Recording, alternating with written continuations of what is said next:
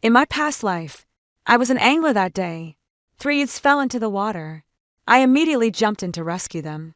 But just as I was trying to save the third child, he was too heavy and clung desperately to my neck, forcing my head underwater. I struggled free, pushed him away, and with my last ounce of strength, swam back to shore. I thought the matter would end there. Yet the news was filled with accusations of my callous indifference. In court, the surviving child claimed I had encouraged them to go into the river. The deceased parents accused me of intentional murder. In the end, I was ordered to pay 300,000 yuan in compensation. Threatening letters were a regular occurrence at my home right up until the day I died. Those parents glared at me with venom in their eyes. "You're the one who killed our son. Why didn't you save him? Given a second chance at life, I'm going to make them reap what they've sown and won." At 9 o'clock in the morning, I was at my usual spot, early, carrying a worn-out fishing rod and an empty creel. To others, I was just an angler trying to catch the morning bite. Only I knew I was there to witness a show that was half a lifetime in the making. I play about human nature and karma. On this very day in a past life, it was a similarly stifling morning. I was squatting by the river, having just caught 2 half-pound Christian carp, and was carefully placing them into my creel, when 3 half-grown boys came barreling over. The tallest one kicked the creel with a loud asterisk. Crash, asterisk. The 2 fish flopped a few times on the damp ground before slipping back into the river. Gone without a trace. Furious and frantic, I grabbed the arm of the boy lagging behind. He wrenched free, turned back to stick out his tongue in a mocking face, and ran off in the shade of a tree. 6 parents sat chatting in a circle, cracking sunflower seeds, their laughter unceasing. "A little help here. Your kids just let my fish get away." I raised my voice, but it was drowned out by their chatter and mirth. It wasn't until my 3rd attempt that an old woman finally turned her head, her eyes brimming with impatience.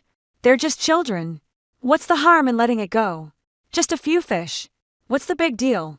Several others chimed in agreement. My chest felt tight and heavy.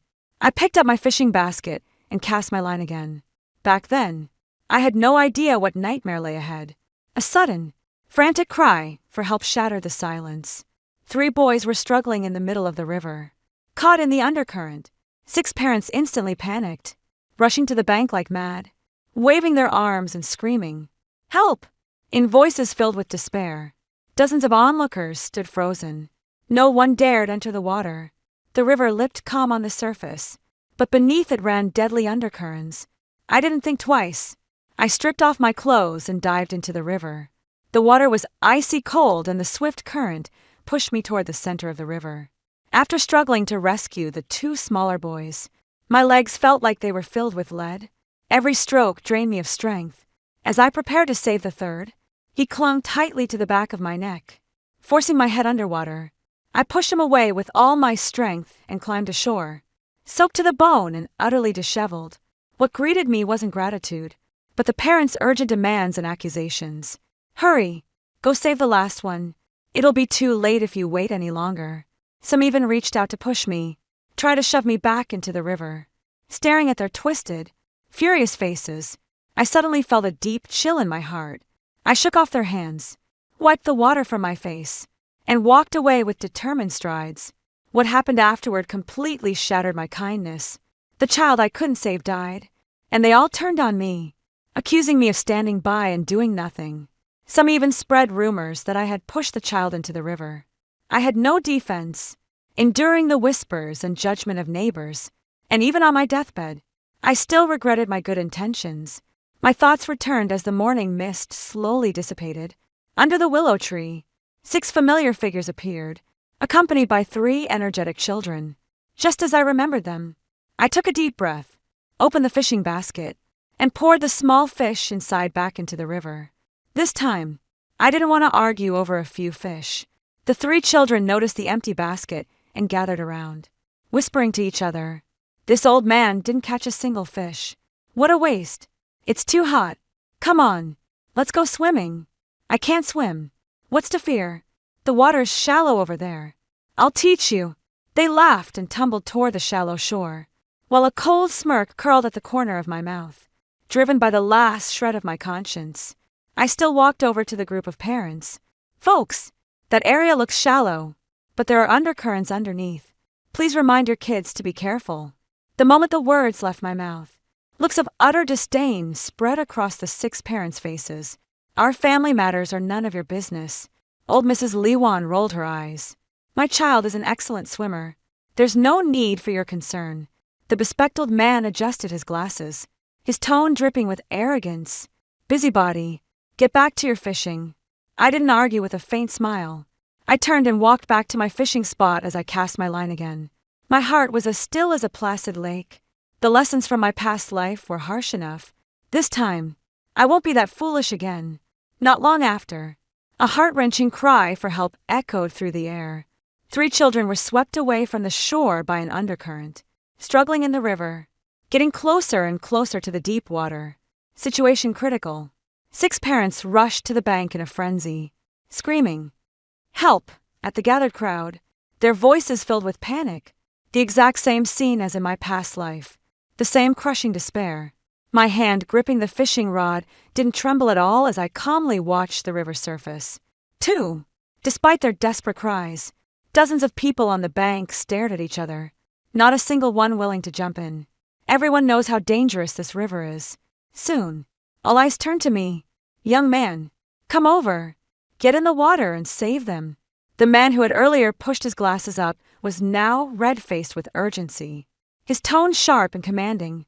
I lifted my gaze, my expression utterly indifferent. Is that any way to ask for help? As my words fell, the riverbank fell silent for a few seconds. I unhurriedly began to reel in my fishing rod, my movements deliberate and slow, drawing out every detail. I had no intention of saving them. Of course, the horrors of my past life replayed in my mind like a film. It was because of a moment's soft-heartedness, diving into that water, that I had condemned myself to a living hell. I was an excellent swimmer back then. Without a second thought, I plunged into the icy river and managed to rescue the first 2 smaller children with everything I had. By the time I dragged them ashore, I was utterly spent. My legs felt like lead, and I barely had the strength to lift an arm. Yet, seeing the tall boy still struggling in the river's center, I gritted my teeth, turned around, and charged back into the water. I had overestimated my own physical strength and underestimated the desperate, frantic will to survive in the drowning boy. As I approached the water near him, the boy, as if grasping at a last lifeline, screamed and lunged straight at me. Before I could react, his hands had already locked around my neck. I struggled desperately to pry his hands open, but he was like a madman, gripping tighter and tighter, his full weight pressed down on me, repeatedly forcing my head under the icy river water. The sensation of suffocation overwhelmed me. People on the shore were recording everything, but no one came to help. I tried to cry out for help, but my throat was crushed.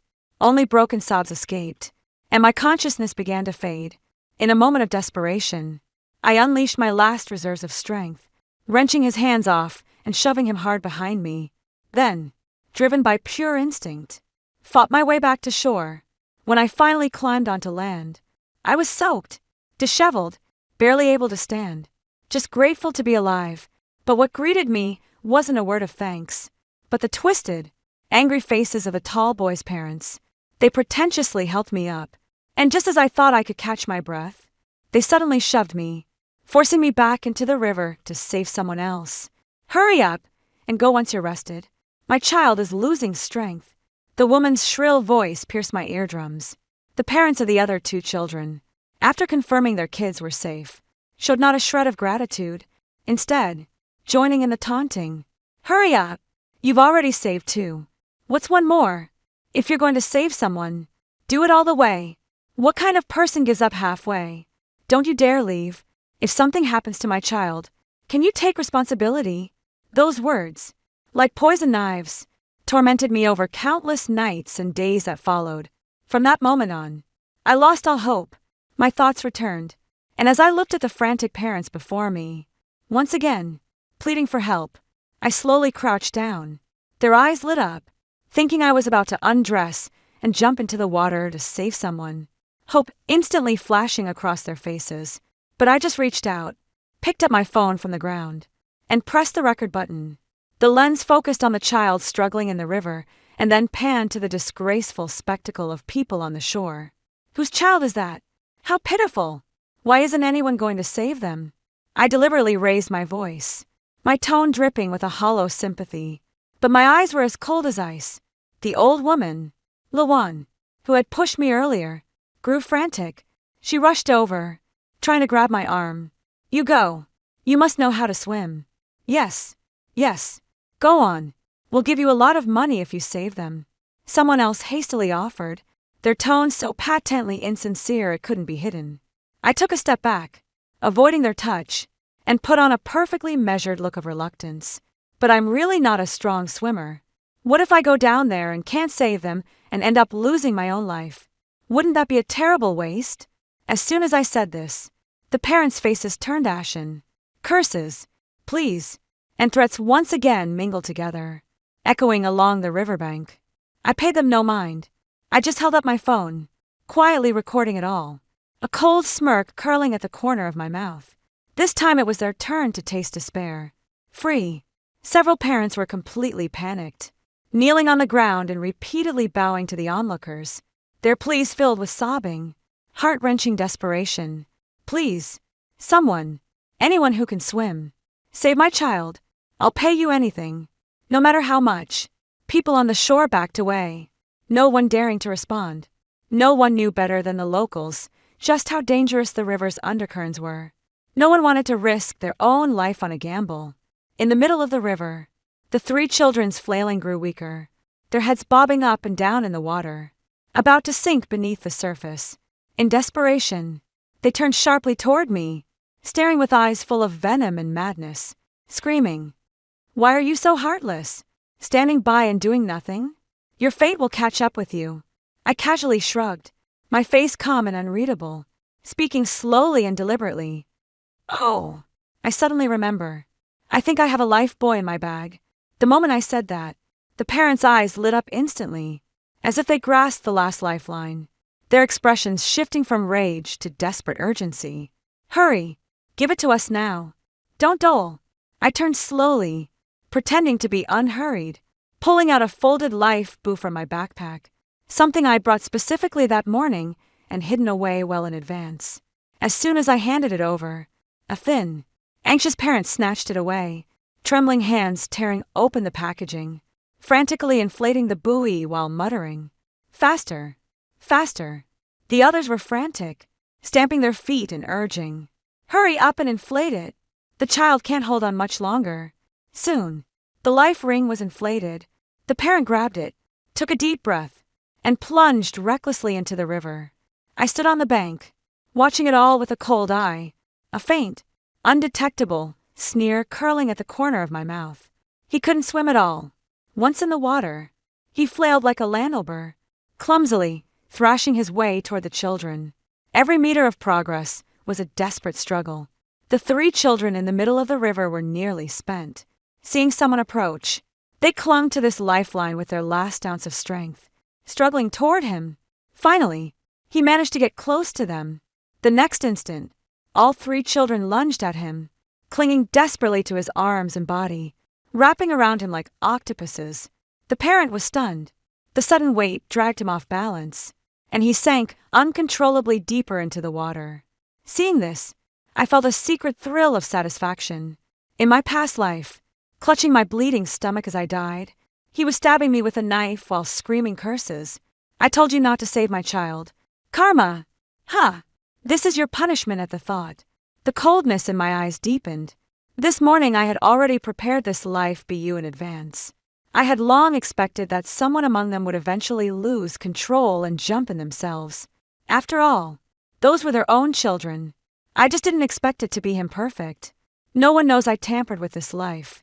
I deliberately scratched to find nick near the valve stem. Just a slight pull, and it will slowly deflate.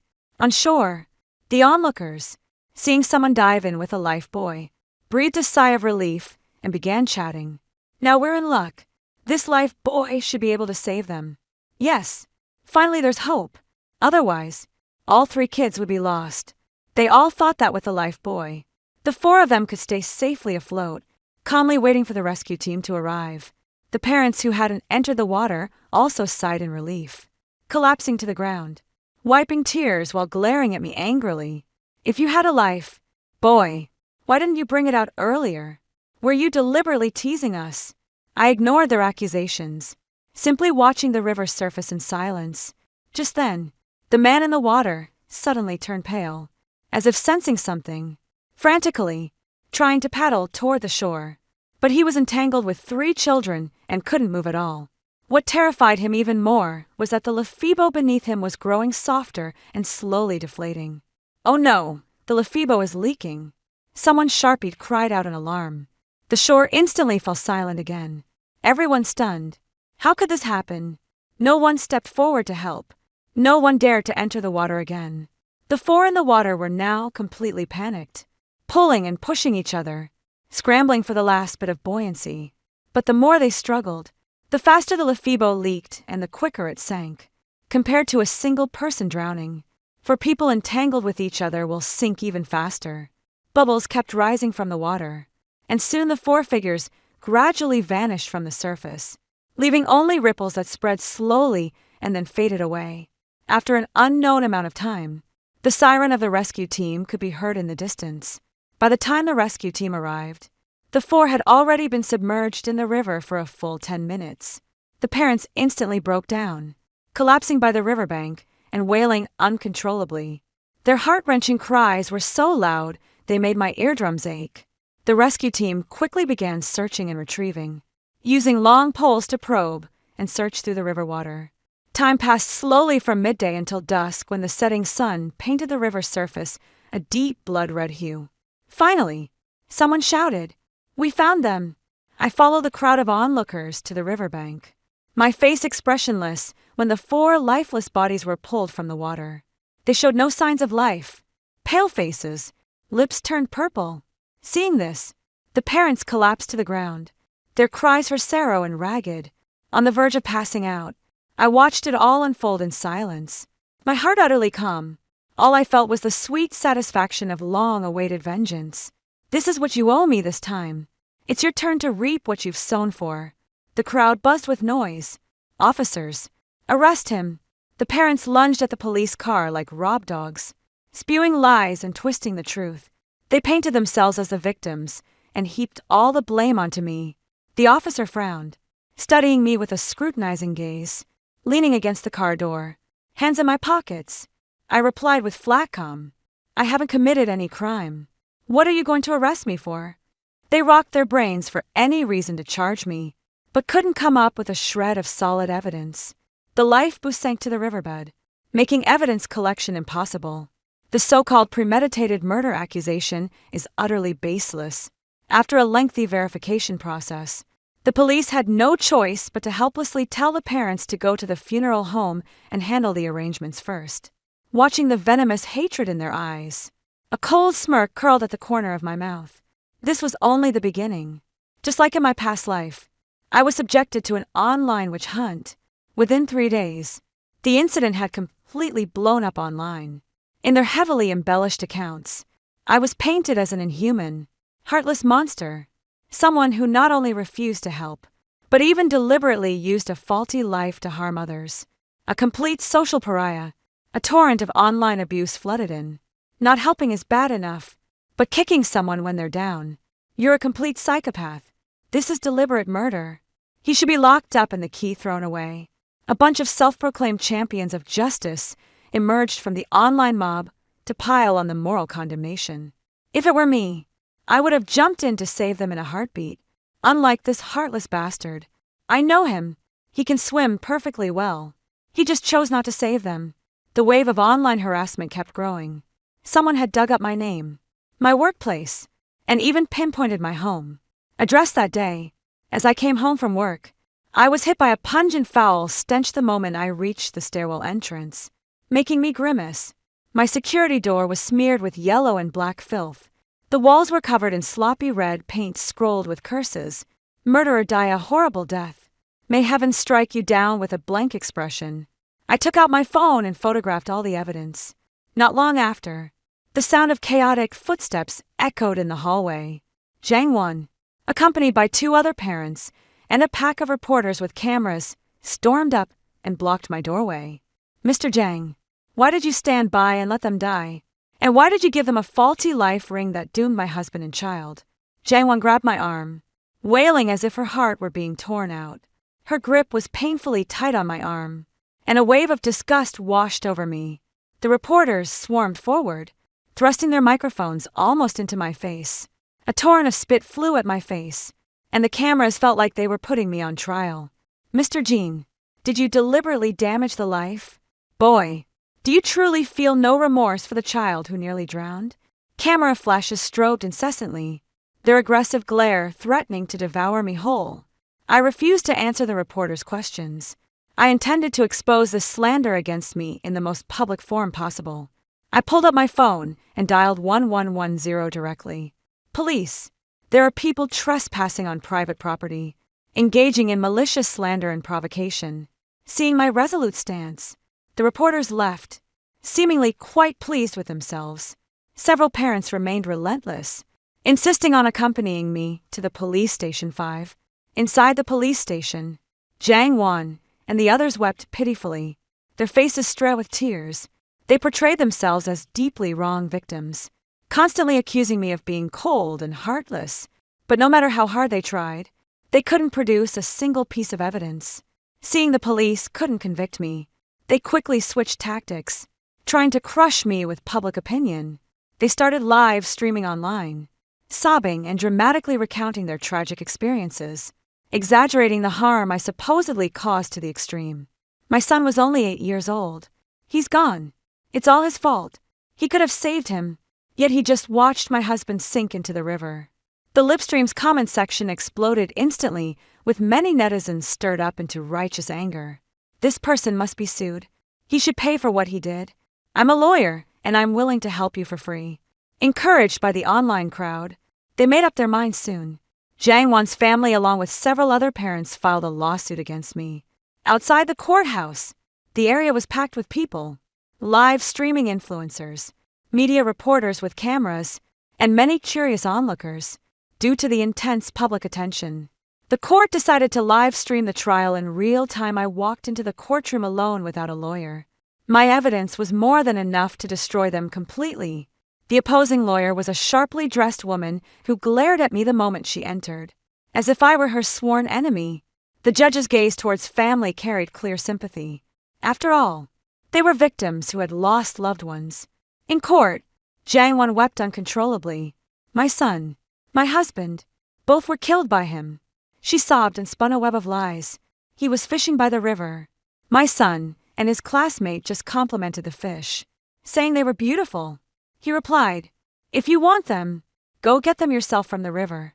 Later, the boy went into the river and got caught in a strong undercurrent. 2 other classmates tried to rescue him and got trapped. 2. We begged him for help, but he threw us a broken life buoy. My husband couldn't swim, but he put on the life buoy and went to save them.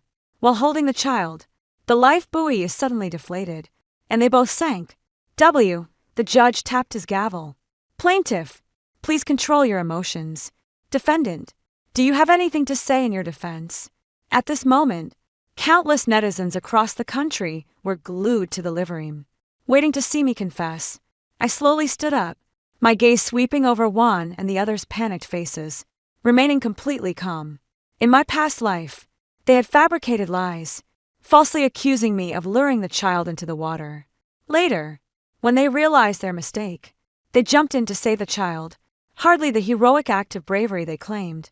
In the quiet courtroom, I spoke with firm, deliberate words. I have surveillance recordings and several pieces of evidence to submit. 6 Jang Won, and the others' faces turned pale, their expressions filled with disbelief. The police had already investigated, but the public surveillance cameras along the riverbank had been broken for a long time. The bystanders who recorded footage by the river couldn't recall the details. No matter how much they were questioned, they were certain I had no evidence. In fact, I had secretly installed a surveillance camera in a tree earlier, capturing the entire incident. Only when the babe plugged the USB drive into the courtroom's large screen did their smiles freeze completely.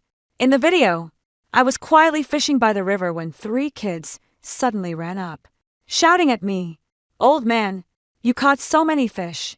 Don't you know to share some with us? Cheap Kate, hand over the fish right now, or we'll smash your fishing rod." I patiently tried to reason with them. "It's dangerous here by the river.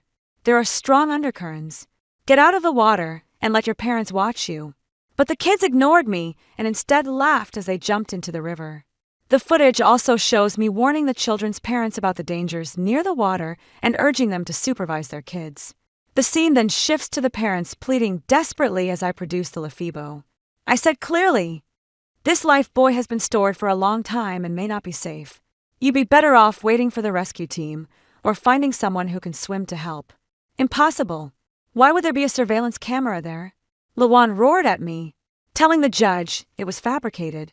I've always liked setting up cameras because my fishing rods have been stolen several times. There are always some people who think they can do whatever they want if there's no surveillance exposed by me. Lawan was left speechless. After the video finished playing, I produced 2 more items: a disability certificate and a certificate of commendation for a heroic act. In my earlier years, I sustained a severe leg injury while saving someone, resulting in a permanent disability. If I entered the water, my leg would likely seize up, making it impossible for me to rescue anyone. I held up the disability certificate, my voice carrying throughout the courtroom. This commendation was issued by the government 5 years ago when I rescued a drowning child. I am not someone who stands by and watches others perish. On the contrary, I am more than willing to save those who are truly worth saving.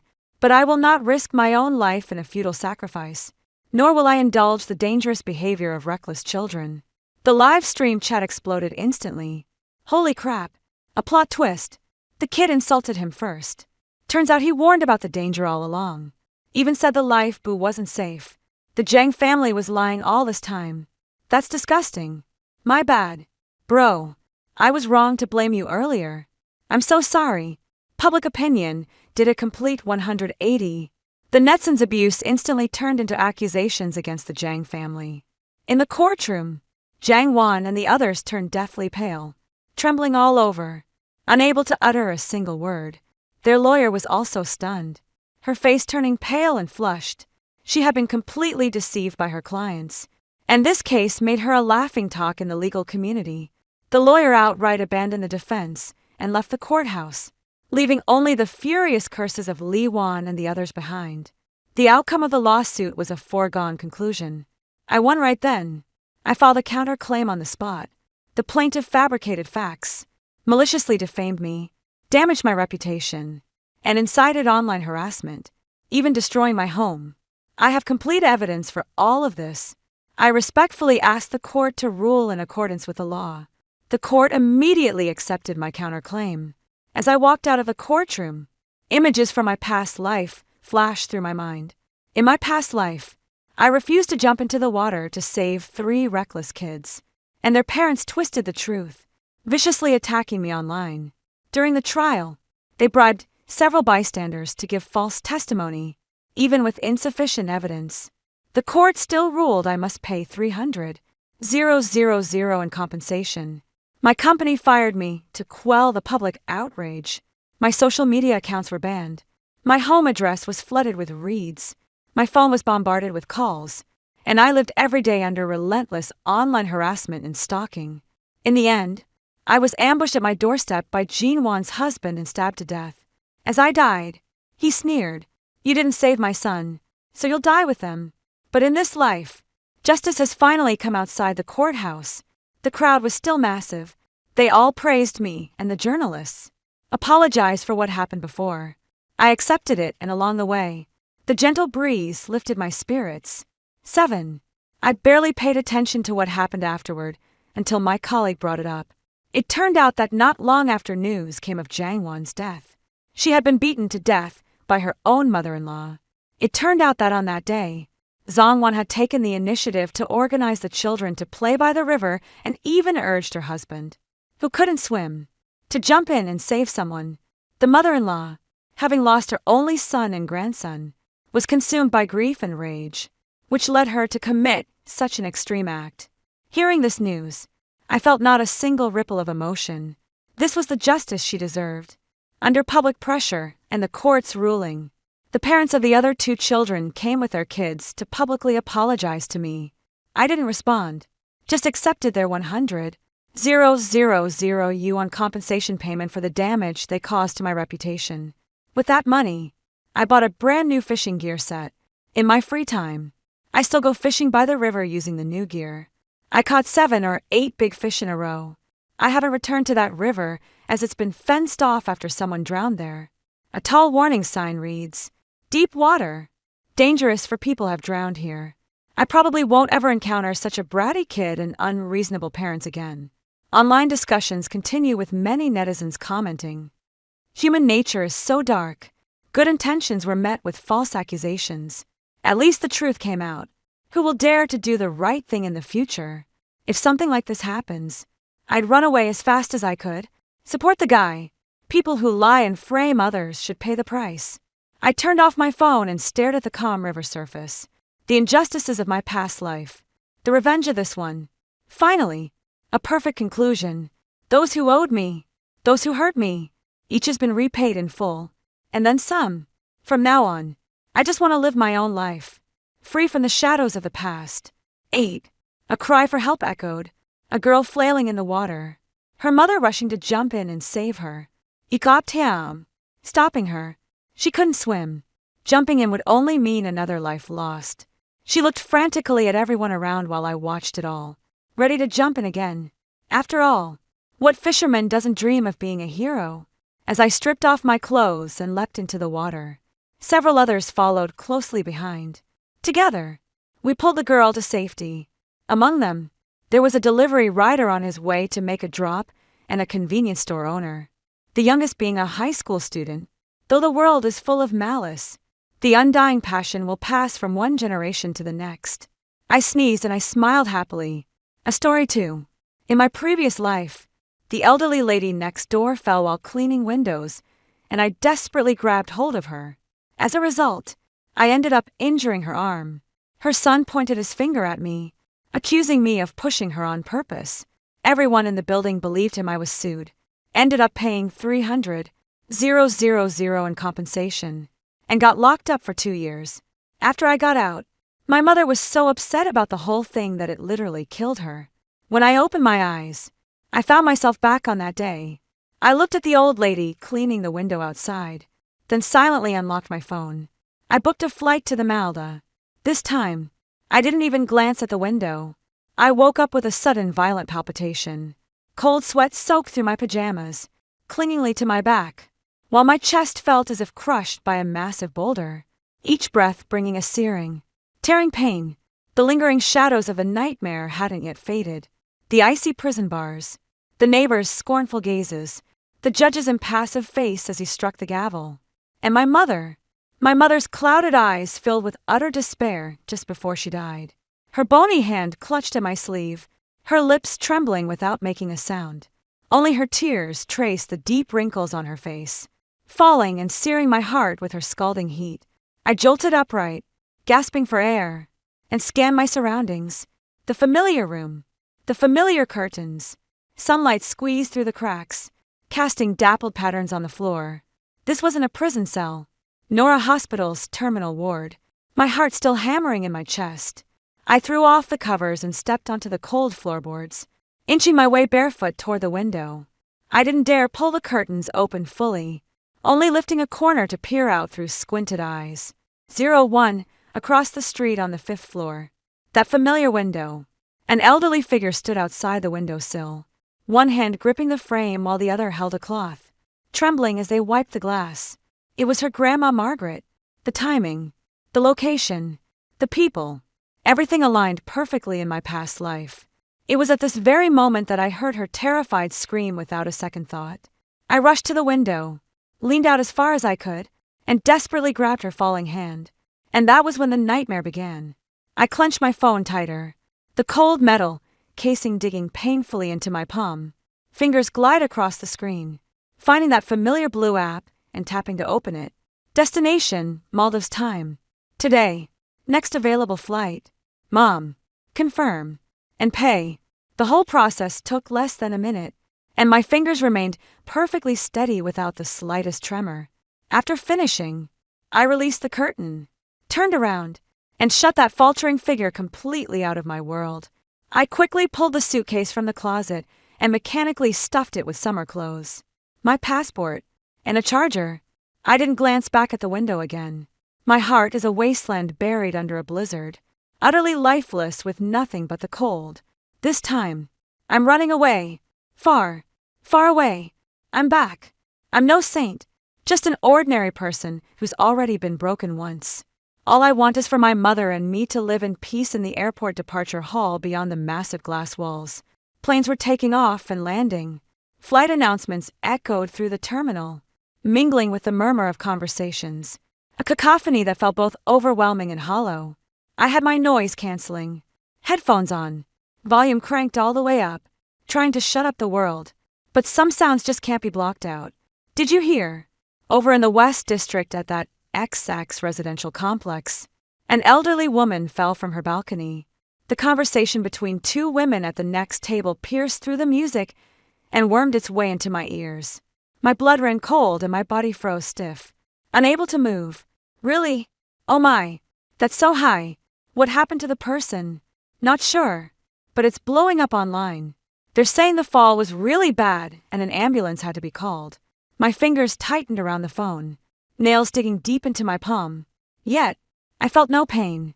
With trembling hands, I unlocked the screen and tapped on the local news notification. Elderly woman falls from high-rise in XX residential complex. Condition unknown. The bold headline felt like shards of glass piercing my eyes.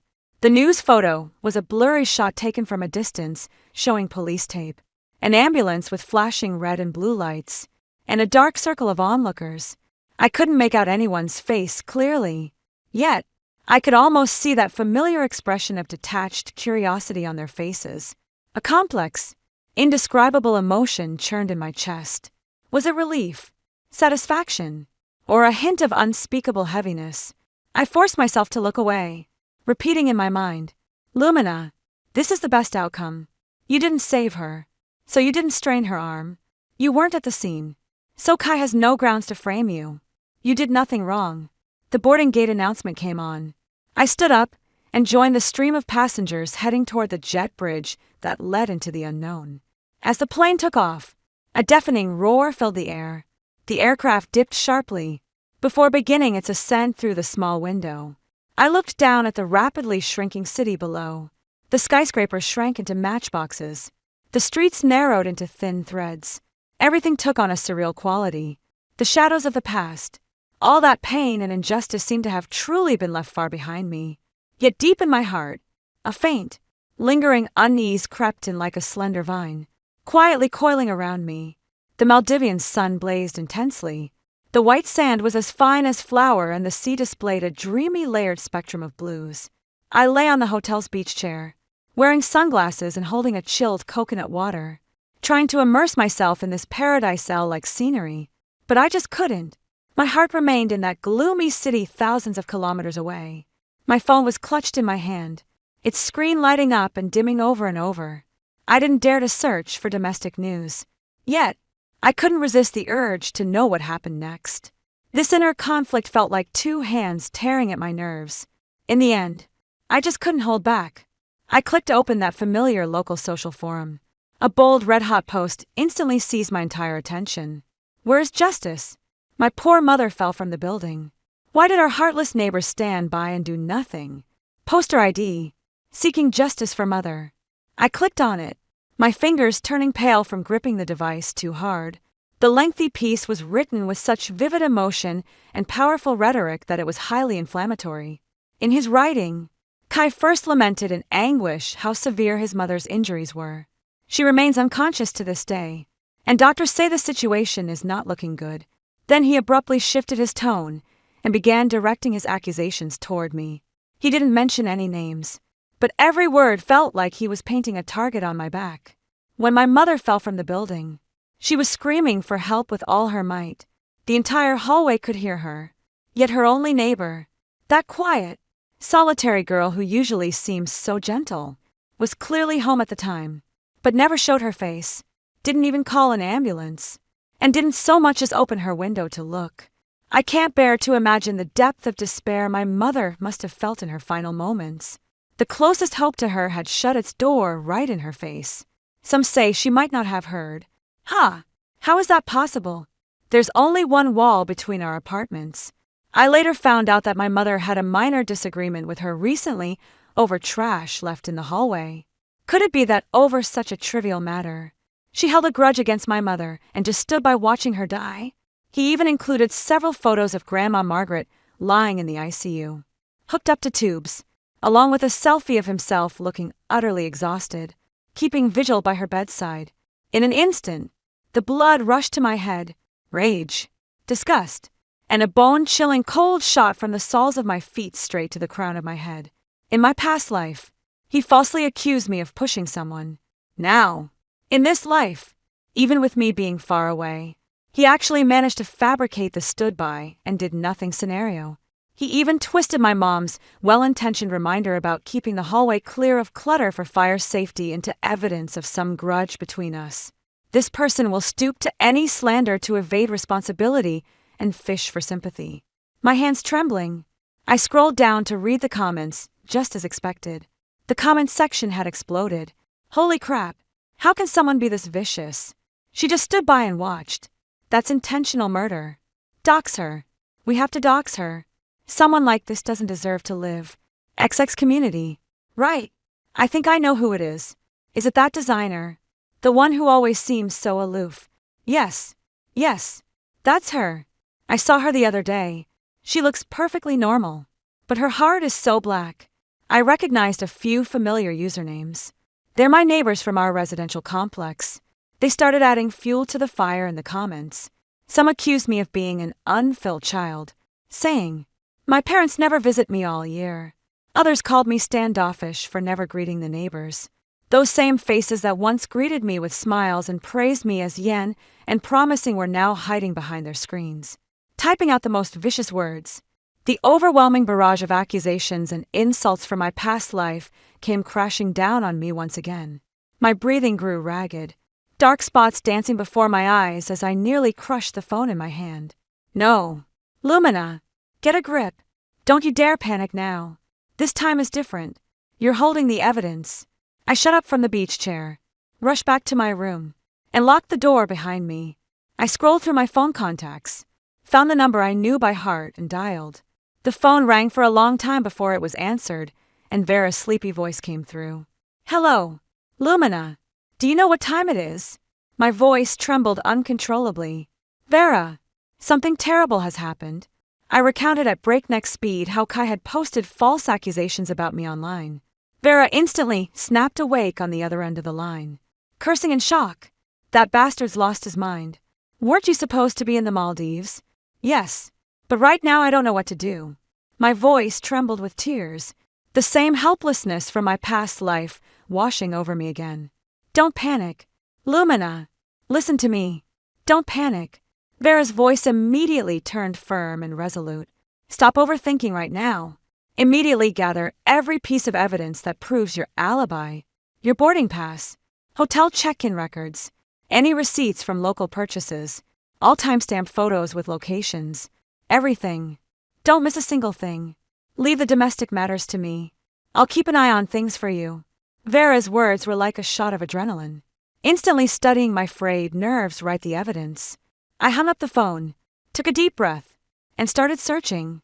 My passport stamped with clear entry and exit seals, my digital boarding pass with my name, flight number, and departure time, the hotel check-in confirmation showing my arrival and departure dates, receipts from duty-free shopping, restaurant bills, even the rental slip for a beach umbrella. I laid them out one by one on the bed and photographed each clearly with my phone. Only after completing all that did I finally feel a slight sense of relief when I reopened the forum. Kai's post had already climbed to the top of the trending list. There were even comments from local journalists below, expressing interest in contacting him for an in-depth feature. The snowball of public opinion was gathering momentum. I knew I couldn't keep running away. I had to go back and face this battle. I called Vera and told her I was returning home immediately for the first time. I shared every detail of my past life with her, holding nothing back. How I saved someone only to be betrayed by Kai, accused by my neighbors, left speechless in court with no way to defend myself, sentenced to 2 years in prison, and how my mother, not long after my release, succumbed to illness, brought on my prolonged heartache, and passed away as 02. I recounted it all very calmly without shedding a tear, as if I were telling someone else's story. But on the other end of the line, Vera went from silence to sharp intakes of breath and finally slammed her hand on the table in anger. "Lumina, her voice choked up. Why didn't you tell me any of this sooner? What difference would it make if I told you? No one believed me back then," I said, my voice tinged with weary resignation. "I believe you. I do," Vera practically shouted. "Lumina, listen to me. This time is different. We have evidence. Come back right now. I'll meet you at the airport. We're going to sue him. We'll sue him until he's bankrupt and rotting in jail." After hanging up, I felt the boulder that had been crushing my soul for what felt like 2 lifetimes finally begin to shift, if only by a crack. Before returning to the country, I came across Kai's latest post. He started a live stream on a short video platform titled "Raising Funds for My Mother," seeking help from kind-hearted people. In the video, he sat on a bench in the hospital corridor, eyes swollen and red, face unshaven, weeping uncontrollably as he spoke to the camera. "My mom is still lying in there. The doctor said the follow-up treatment costs are astronomical. We're just an ordinary family. My dad passed away early, and my mom raised me all by herself. Now that she's bedridden, I really don't know what to do." He cried with such raw emotion, tears and mucus streaking his face, that it moved many soft-hearted viewers in the live stream to send donations. But then he shifted his tone, his eyes flashing with carefully measured indignation. "I just can't wrap my head around it. If that neighbor had just lifted a finger to help, even just called out for my mom or dialed 120, she wouldn't have ended up in this state. Now she's bedridden, paralyzed. That woman is indirectly responsible for this. How can she live with herself?" His performance was way over the top. The excessive dramatics ended up revealing a hint of insincerity among the barrage of comments alongside the overwhelming "We stand with you, brother, and punish that heartless woman." Some skeptical voices began to emerge. Wait a minute. If he claims the neighbor refused to help, is there any actual evidence? Exactly. It's been his word alone this whole time. The female neighbor hasn't even shown her face. So, how can we be sure she was even home? And the way this guy is crying, it feels a bit theatrical, doesn't it?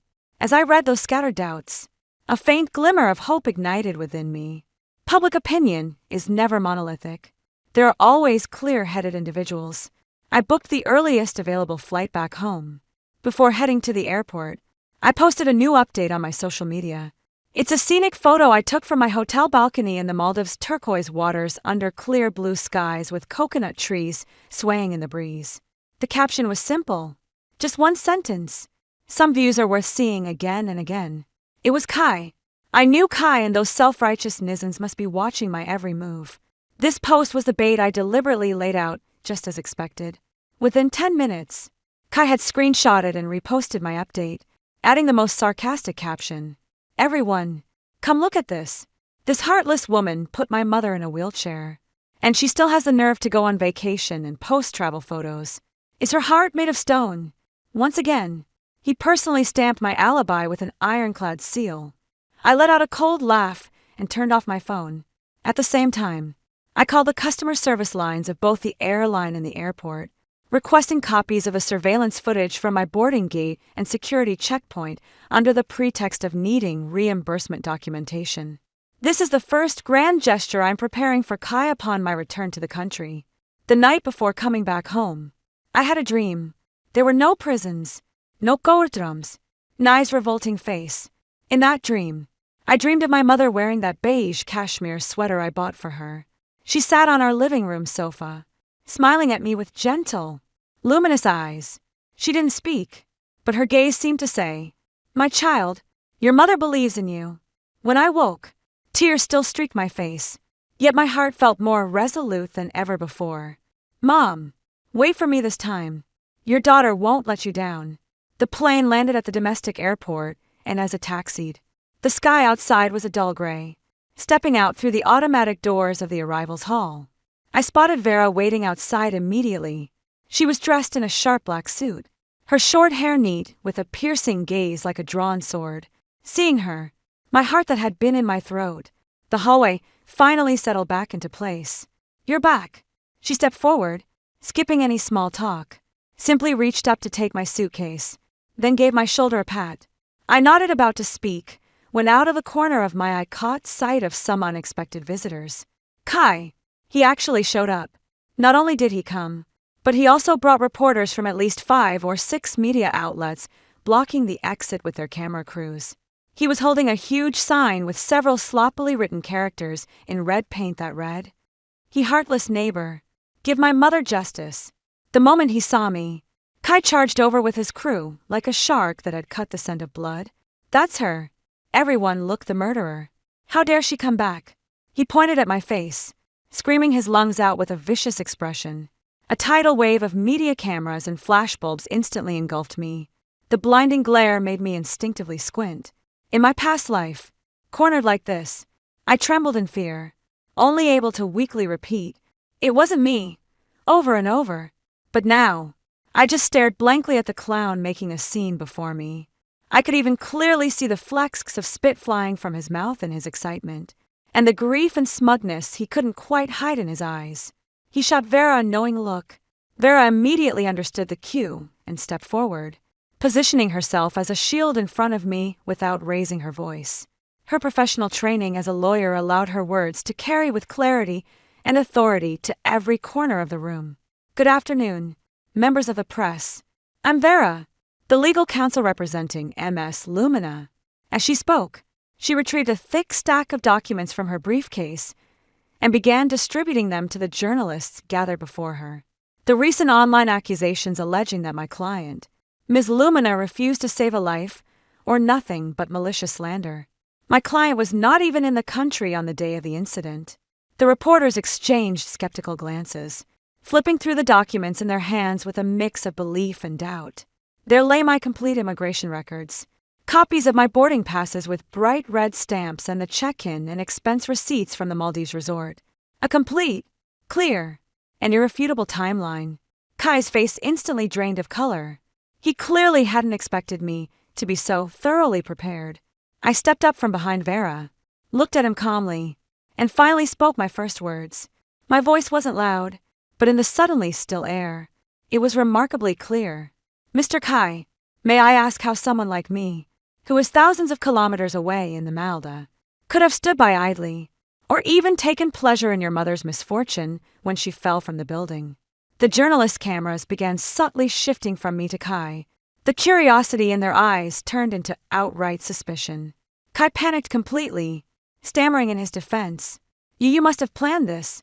You deliberately left early just to shirk responsibility. This logic is utterly ridiculous." I was so furious I almost left.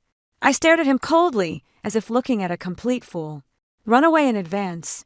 Mr. Kai, are you suggesting I possess clairvoyance that I could have first seen your mother would fall while cleaning windows on some specific day? At some exact moment, I took out my phone, pulled up a video, and handed it to the nearest reporter.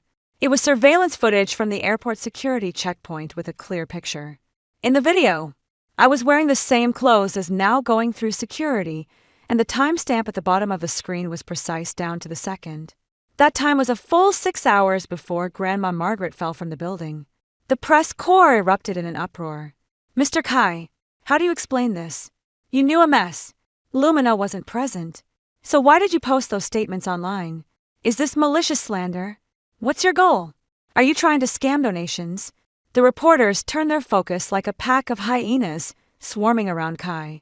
He turned pale as a ghost, sweating profusely, and could only stammer incoherently. "No, I didn't. Please, let me explain." With Vera escorting me, I slipped through the gaps in the crowd behind me. Kai's furious shouts and the reporters' relentless questioning echoed. The moment I shut the car door and settled into Vera's vehicle, I heard myself let out a long, deep sigh of relief. The immense weight that had been crushing my chest for what felt like 2 lifetimes was finally shattered to pieces. I turned to look out the window, watching the airport buildings rapidly recede from view. For the first time, I felt a genuine, exhilarating sense of liberation coursing through me. Kai, this is just the beginning. The airport incident escalated far faster than I ever imagined. That very afternoon, nearly every media outlet involved in the ambush published detailed reports. Headlines dramatically shifted from heartless neighbor confronted upon return to shocking reversal. Devoted son suspected of fraudulent donations. Maliciously slandering neighbor. The report presented a striking contrast between our ironclad evidence and composed questioning versus Kai's feeble excuses and flustered demeanor under Kai's post about seeking justice for his mother. The comments shifted from one-sided abuse to widespread condemnation targeting him. Holy crap. So, it's the pot calling the kettle black. I almost got played. How despicable can this guy get? Using his own mother's tragedy to scam money refund. We demand a refund. That scumbag doesn't deserve a single penny. Soon after, the police got involved. Both Kai and I were summoned to the police station to give our statements. In the interrogation room, I submitted the entire chain of evidence collected in the Maldives to the police exactly as it was. The hotel's itemized bill receipts timestamped down to the minute, and even several photos of me checking in at different attractions. All with EXF data preserving clear GPS coordinates and exact timestamps. It was a perfectly airtight ironclad alibi. When it was Kai's turn, he still tried to make a last-ditch effort. He stubbornly insisted that I had someone fabricate false evidence, claiming those receipts and photos could all be forged. But the police weren't the netizens he had stirred up. They quickly obtained my entry-exit records, flight information, and credit card transaction history in the Malds through official channels. Every single record matched perfectly with the evidence I had provided. This completely cut off all his escape routes. While taking the statement, the handling officer inadvertently let slip a piece of information after Grandma Margaret's fall. Her injuries were extremely severe. Though she survived, she was left with high-level paraplegia, and the subsequent rehabilitation costs are astronomical.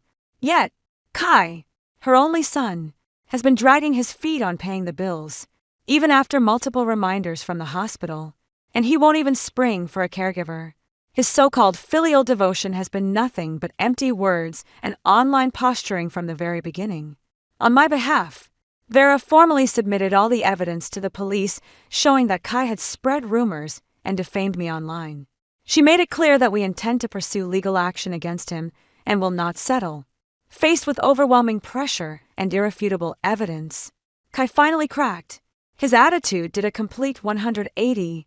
He started shifting blame, whining that it was all a misunderstanding, claiming he was so worried about his mother and made a mistake in a moment of confusion. He begged me to be the bigger person and dropped the charges against him. I stared coldly across the table at his face, a mask of hypocrisy and calculation. I remembered my past life. He did the same thing back then, pointing at me in the courtroom, using the most vicious words to nail me to the pillar of shame. There wasn't a single ripple in my heart, only a frozen lake. I said to the police officer, word by word, I will not drop the charges. I want him to pay the price he deserves for every single word he said. Kai's face instantly turned ash and gray when I stepped out of the police station. Night had already fallen. This time I won't be anyone's doormat. I returned to the neighborhood that made me feel suffocated. 03 in the elevator. I ran into Andy Jang from downstairs just a few days ago. She had been indignantly denouncing me in the residents' group chat saying, "You can't judge a book by its cover." When she saw me, she gave an awkward smile, her eyes darting away. After a long pause, she finally managed to say, "Luminina, you're back. About what happened online. We all saw it. We really misunderstood you." I didn't respond to her attempt at friendliness, just gave a slight nod and silently watched the numbers on the elevator door as I waited. The elevator doors opened, and I walked straight out without giving her another glance. I don't need this cheap, belated understanding. I got home, locked the door behind me, and leaned against it, completely drained, as if all the strength had been sucked out of me. Outside the window, the city was aglow with countless lights. Finally, in my own home, I felt a moment of peace. Kai, how does it feel to be consumed by the backlash of public opinion? Far from enough. A few days later, Vera brought me some unexpected news. Grandma Margaret has woken up from her coma. Though still extremely weak physically, her mind has regained clarity. My heart sank when I heard the news. An indescribable tension gripped me. In her previous life, after Grandma Margaret woke up, she chose to lose her memory and comply when faced with Kai's instigation and the police's questioning. Her words, "I don't remember. It felt like someone pushed me," became the final straw that broke me. I'm afraid history is repeating itself. Even though I have a perfect alibi this time, Grandma Margaret's testimony remains crucial to the whole matter. Vera seemed to sense my concern and reassured me over the phone. "Don't worry. Things might be different this time." The police went to the hospital to take her statement. They say Grandma Margaret became extremely agitated after waking up. Agitated? Right. Vera's voice carried a hint of complexity. The first thing she did when she woke up wasn't to ask about her own condition, but to look for Kai. She pointed right at his face and gave him a scathing dressing down. Vera continued, Granny Margaret, lying in her hospital bed and in front of the police, tearfully called Kai an ungrateful son.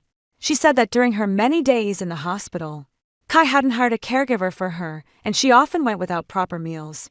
He even saw her as a burden and was planning to send her off to the countryside after she was discharged just to get her out of his sight. My heart felt as if it had been sharply wrenched. She said even more. Vera's tone turned serious. Granny Margaret told the police that Kai had been leeching off her for a long time. In his 30s, Kai had no steady job and spent his days idling around, either playing cards or drinking. Whenever he ran out of money, he'd come back to her and demand more. Not long ago, he had racked up gambling debts and even pressured her to sell the house she was living in to pay them off for him. As for the day she fell, Vera paused. Granny Margaret said she never wanted to clean the windows in the first place. Kai pressured her into it. He told her to climb outside the windowsill so he could film a hard-working, elderly short video to post online, hoping it would go viral and earn some tips. Hearing this, a chill shot up my spine and instantly spread through my entire body. So, from the very beginning, this was nothing but a shameless stunt orchestrated by Kai himself, exploiting misery for online clout. And Granny Margaret's fall was merely a bloody accident in this grotesque spectacle. Kai's devoted son persona was completely shattered by Grandma Margaret's own tearful and bitter accusations. His motive for framing me is crystal clear. He wasn't seeking justice for his mother. He just needed a scapegoat to shoulder her exorbitant medical bills and cover up his own crime of pushing her into danger. My heart was a whirlwind of conflicting emotions. There's a profound hatred for Kai's extreme selfishness and malice, as well as complex feelings towards the character of Grandma Margaret. In her previous life, though fully aware of the truth, she chose silence under her son's coercion, effectively handing the executioner's blade to me, the one who had saved her life. Her weakness and compliance made her an accomplice to the tragedy. But in this life, when she herself was utterly abandoned by her son, lying alone and helpless on her sickbed, she became a complete victim through and through. A profound sorrow washes over me. It turns out in this tragedy, there are no true victors. Grandma Margaret's clarity came too late in the previous life. Too late for me, already imprisoned, and for my mother, who had already passed with bitter regrets. Yet this time, her newfound clarity became the sharpest blade, piercing straight into the heart of her own son.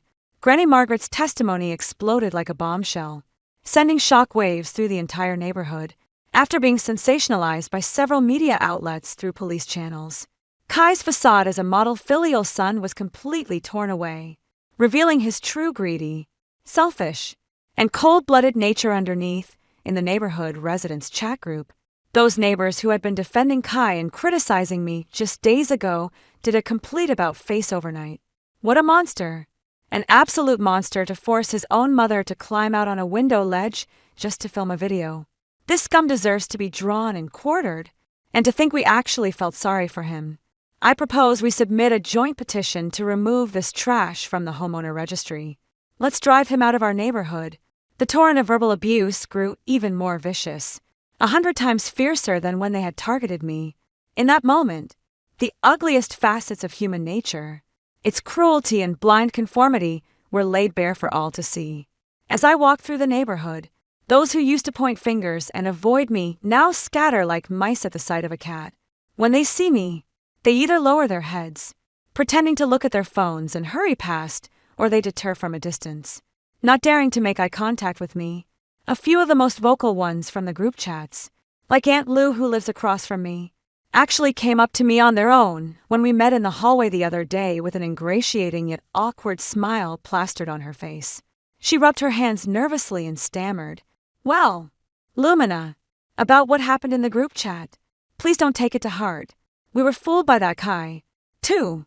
Who would have thought he was that kind of person?" As I looked at her guilt-ridden face, I felt nothing but disgust. Fooled? No, you weren't fooled. You're just riding in the thrill of standing on moral high ground, arbitrarily judging and attacking an innocent, seemingly vulnerable individual. Your apology isn't because you've recognized your own mistakes. It's simply because you realize you backed the wrong side, afraid of my retaliation, terrified of being swept into the court of public opinion. I didn't accept her apology, didn't even grant her the courtesy of looking her in the eye. I just gave a faint amen response, then took out my keys, unlocking, opening, and closing the door, shutting out her hypocritical face along with all the clamor of the world.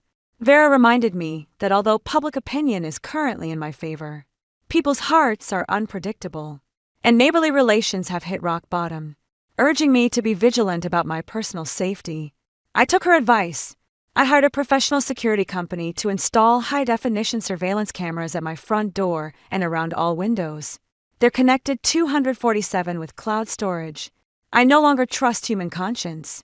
I only trust cold machinery and the rule of law towards those who have hurt me. My stance is clear. No forgiveness, no pursuit, no entanglement. I won't stoop to their level by lashing out with vicious words. I'll simply draw a clear boundary between their world and mine with my indifference and disregard. Let them stew slowly in their own guilt, unease, and suspicion. This cuts deeper and lasts longer than any revenge ever could. A few days later, we received good news. Kai was formally arrested on suspicion of abandonment and fraud for soliciting fraudulent online donations. I stood by the window, looking down at the street below the neighborhood, already somber after Grandma Margaret's fall, now sank into an eerie silence in the wake of Kai's crimes. What a profound irony this is. Kai's case quickly moved into judicial proceedings. Vera, acting as my attorney while also serving as the legal aid lawyer for Grandma Margaret's abandonment case, submitted mountains of evidence to the prosecution. I attended the court hearing that day. I didn't take a seat at the plaintiff's table, choosing instead to sit in an inconspicuous corner of the public gallery. I just wanted to see with my own eyes what would ultimately become of the person who ruined my life. Kai looked even more haggard in the courtroom than he had at the airport. Dressed in detention center garb with a buzz cut, he seemed completely drained of all vitality. But he was still making one last desperate attempt to 04. He claimed he hadn't abandoned his mother, insisting he was just temporarily short on funds to cover the medical bills. He argued that there was no fraud, stating that the donations he collected were intended to be used entirely for his mother's treatment. However, when the video evidence recorded by Grandma Margaret herself detailing his various misdeeds was played in court, all his excuses fell, utterly flat. My alibi combined with his highly inflammatory online remarks sealed his faith in the court of public opinion. Finally, the judge delivered the verdict in open court. Kai was sentenced to 5 years in prison for the combined charges of abandonment and fraud. The moment the gavel fell, I saw Kai go limp and collapse in the defendant's dock. There was no ecstatic joy or thrill in my heart, as I had imagined, only a heavy yet relieving sense of liberation. That demon from my past life who dragged me into hell has finally received the punishment he deserved. Immediately after Vera, acting on my behalf, filed a civil lawsuit against Kai for defamation, demanding a public apology and compensation for my emotional distress while incarcerated. Kai initially tried to play the tough guy, refusing to apologize or offer compensation. But when Vera sent a legal notice making it clear that defying the civil judgment would mean a longer sentence and stiffer penalties, he finally got scared. In the end, a signed apology from Kai was published in a small corner of the local newspaper with the widest circulation. The court ordered compensation of 100,000 yuan for my emotional distress, was also paid by his family on his behalf. I took that money and didn't keep a single cent of it in my mother's name. I donated all of it to a local foundation that provides legal aid to underprivileged groups, holding the newspaper with the published apology letter and the court's verdict.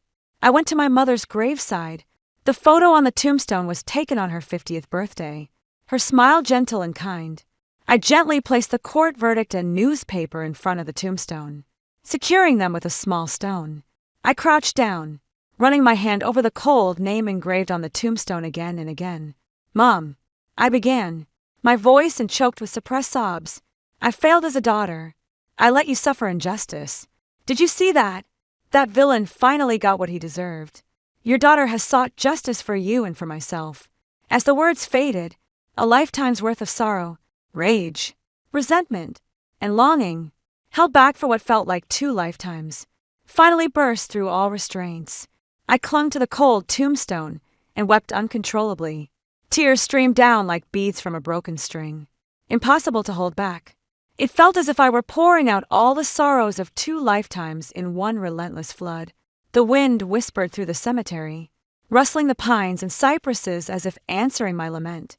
I sensed with a profound certainty that my mother was watching over me with a gentle smile. Her smile was finally free of regret and sorrow. This long drawn-out war finally came to an end with my victory. The first thing I did after Kai was in prison was resign. That design institute held too many painful memories. I need a fresh start, a new way of living to completely leave the past behind. Next, I listed my current apartment with a real estate agency. Every brick and tile here is steeped in painful memories. I can't bear to stay another second. The home sale went smoothly. I soon used the money from selling my house to buy a small apartment with floor-to-ceiling windows in a brand-new residential area on the other side of the city. While sorting through the clutter in the old house, I hesitated. What should we do about Grandma Margaret? She's still in the hospital, and although she has a caregiver looking after her once she's discharged, she'll have no home to return to and no one to take care of her. Even the neighborhood committee came to me, subtly asking if I as a neighbor would be willing to show humanitarian spirit and offer her some assistance. Her past betrayal of my kindness was like a thorn lodged deep in my heart. I couldn't bring myself to be saintly and forgive, to repay her malice with kindness, but seeing her lying alone and helpless in that hospital bed, I found it impossible to remain completely indifferent. After all, she too was a victim pushed into the abyss by her own flesh and blood. In the end, I made a decision. I anonymously contacted a well-regarded nursing home and used the compensation money from Kai along with a portion of my own savings to prepay 3 years of expenses for Grandma Margaret. I instructed the nursing home director not to disclose any information about the donor. I told myself that what I'm doing isn't about forgiveness, nor is it about pity. I just want to put a definitive end to this ill-fated relationship. From now on, we owe each other nothing, and we'll have no further connections. I don't want this name to appear in my future life in any form ever again. Vera stayed by my side as we worked through everything together. We stood in the bare walls of our new home, mapping out our future right here. I want an open kitchen with a large island by this floor, toe-ceiling window. I'll put a cozy beanbag chair to soak up the sun every day. The study should be done in my favorite Morandi color palette, serene and sophisticated, I described with great enthusiasm, while Vera smiled beside me, jotting down every idea of mine on the blueprint with her pen. Sunlight streamed through the glassless window frame, casting a golden glow upon us. Before moving, I returned to that old house one last time. The room had been cleared out, feeling vast and unfamiliar. I walked to the window and out of habit, looked across at the building opposite. The windows at Grandma Margaret's were shut tight, the curtains drawn completely with no sign of anyone cleaning the glass anymore. That place was once the source of my nightmares. Yet at this moment, my heart is filled with an unprecedented tranquility. All that pain and anger have settled over time, transforming into vigilance and strength. I've finally come to understand that true letting go isn't about forgetting. It's when you face it again, and your heart remains completely still. Instead, I'm moving forward with renewed strength, carrying those indelible scars and lessons toward a new beginning. I moved into a new home and started working at a new design firm. The new environment, new colleagues, Everything felt fresh and full of goodwill. No one knew about my past. To them, I was just a highly competent colleague with a somewhat reserved demeanor. This feeling of being free from prying eyes and gossip brings me a long-lost sense of comfort and peace. Once life settled into a routine, I started doing something I'd always wanted to do. I spent a month writing down every single experience from before and after my rebirth, exactly as it happened, from being framed to imprisonment to my mother's passing and every step of my counterattack after rebirth. I didn't use any flowery language, just the plainest words to calmly record every detail, every psychological struggle and transformation. I titled it Outside the Window. Then I published it online. I never expected this piece of documentary writing to generate such a massive response. My post went viral with thousands of comments, flooding the comment section. Many shared similar experiences of their own or people they know. Being extorted after helping an elderly person, being falsely accused when offering assistance, or falling victim to online harassment. Those hidden in the corners of society, the wronged, the misunderstood, the targets of public condemnation found in my story an outlet for resonance and release. Many reached out to me, privately seeking advice on how to protect their rights through legal channels. Reading those words filled with helplessness and confusion, I felt as if I was looking at my past self. An idea began to take root in my mind. I reached up to Vera to discuss it with her. We decided to establish a pro bono legal aid clinic. I'll use the first royalty payment from my book as the startup capital. We'll call the studio Glimmer. We'll provide free legal consultations and assistance to vulnerable groups who've suffered injustice, false accusations, or lack the means to speak up for themselves.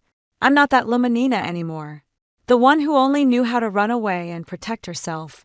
I want to use the wisdom gained from my near-death experience to illuminate the path forward for those who, like me, are trapped in the depths of despair.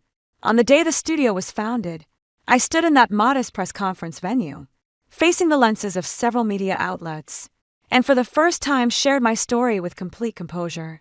I hope my experience will encourage more people to place their trust in the legal system when facing injustice rather than resorting to silence or private settlements.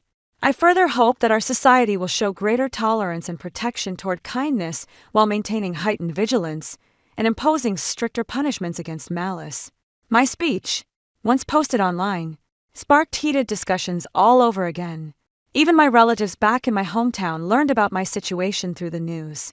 They called me one after another, offering long-lost care and support over the phone.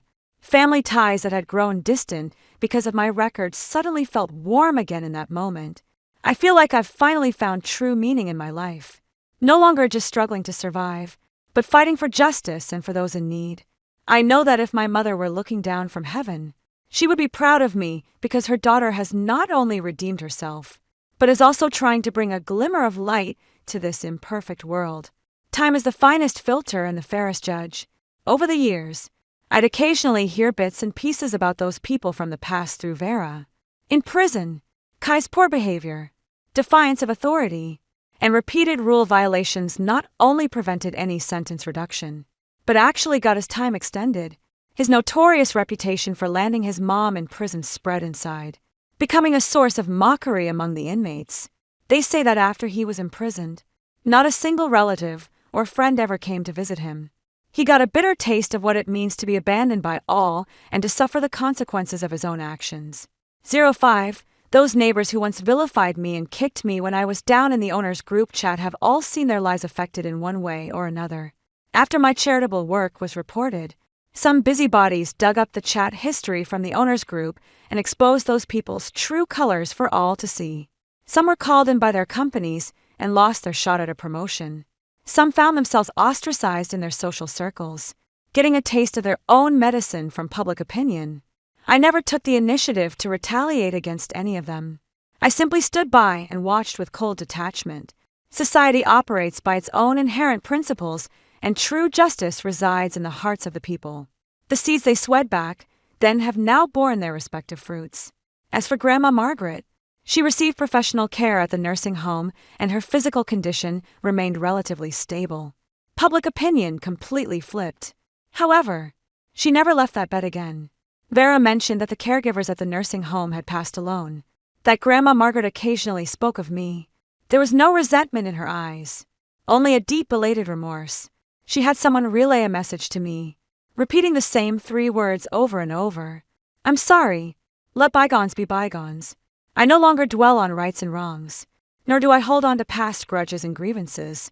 I've come to understand deeply that the best revenge against those who've hurt you isn't to retaliate in kind. It's to live your own life well, more brilliantly, more wisely, and more meaningfully than they ever could.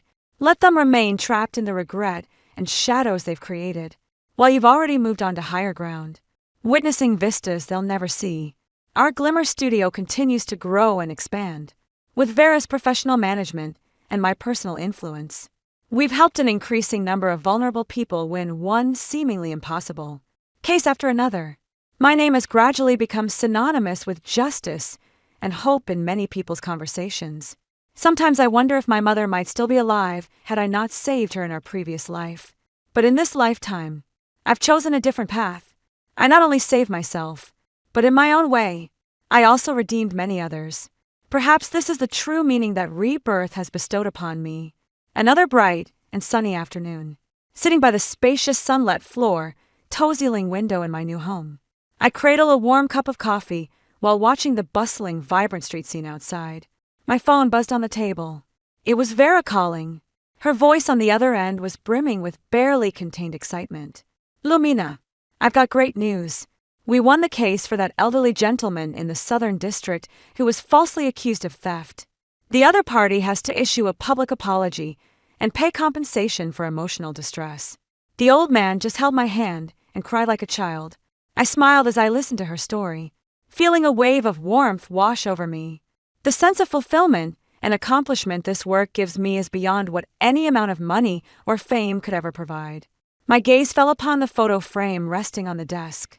In the photograph was my mother in her youth, wearing a floral dress with a radiant smile, her eyes brimming with hope for the future. I reached out and gently traced the cool surface of the frame, whispering in my heart, "Mom, I'm doing well. Ken, you see, I'm no longer the Luminina who lives in the shadow of the past. I found the courage and strength to redefine my own life. The pain and suffering I once endured have now become part of my very being. No longer scars, but armor. My life, career, and friendships are all falling into place, and I'm filled with boundless hope for the future." I stood up and walked over to the massive floor toe-ceiling window. Sunlight streamed over me without reservation, warm and bright. Outside the window, the trembling figure wiping the glass was gone, along with the former clamor, accusations, and disputes. Only a tranquil and serene city sky remained. I knew this time I wasn't just not even glancing at the window. I had completely and resolutely shut that window to all the pain of the past. Then for myself, I opened a brand new door leading to a bright future. I took a deep breath. The air carried the scent of sunshine and fresh grass. With a smile and a tranquil heart, I embraced the new chapter of my life.